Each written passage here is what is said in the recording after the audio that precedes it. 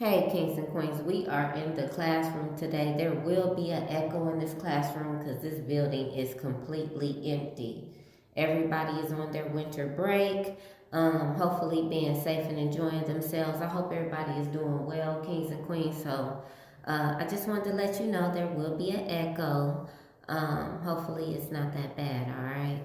Today for the Three Crowns Convo, what we'll be speaking about is the audacity of people that think that you owe them something. All right, kings and queens. Now, I think I have touched on this before about people having entitlement issues. All right, kings and queens. But I wanted to get in depth about this because there is a thing where people will actually betray you and then feel entitled to you still. And I can't wrap my mind around why after betrayal the entitlement is even a thing. I can't wrap my mind around that. Today's scripture is going to be coming out of Psalm 55:12-14, and it says, "It is not an enemy who taunts me, but it is you, a man, my equal, my companion."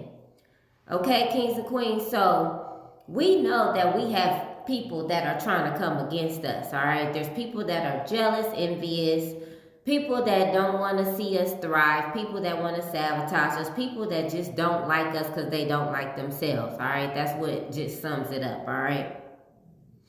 But that's fine. It's fine, kings and queens. I want y'all to understand it's fine for people to hate you, not like you, be jealous and envious, try to sabotage you. It's fine if they do all that. That doesn't matter. They don't have any power over you unless you give it to them. But I just don't understand why they feel like they need to be in your proximity at that point. It's like at that point, there's a different level of disrespect. They're already disrespecting you, clearly, all right?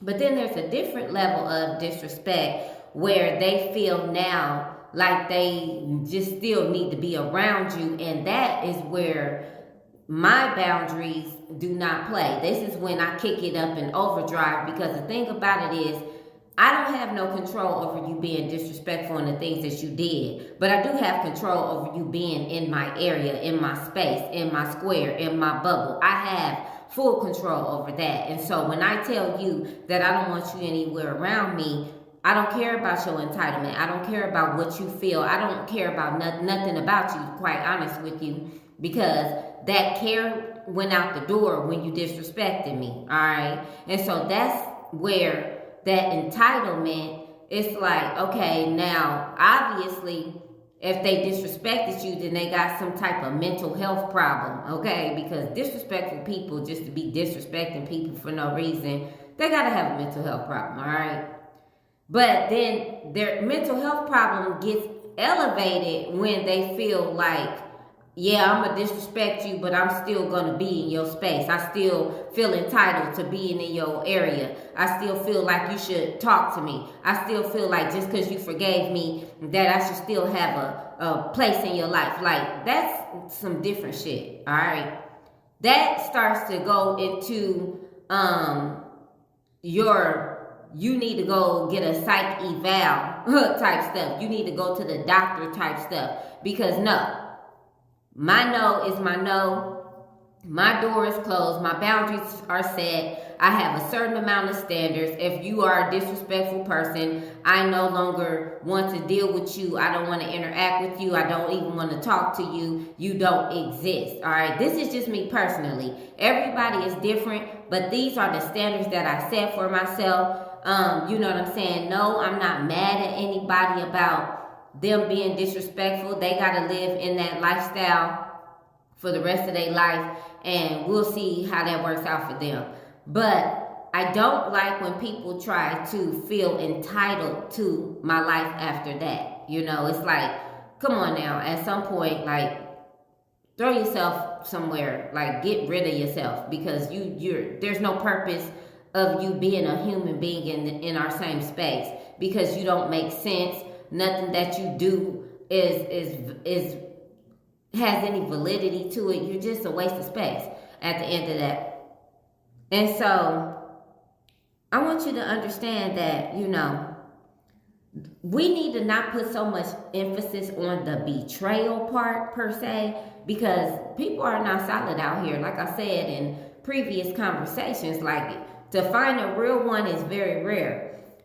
We don't need to look at the betrayal. We need to, always keep our eyes open and be alert for someone to actually betray us. Especially if you see red flags long before the betrayal even happens.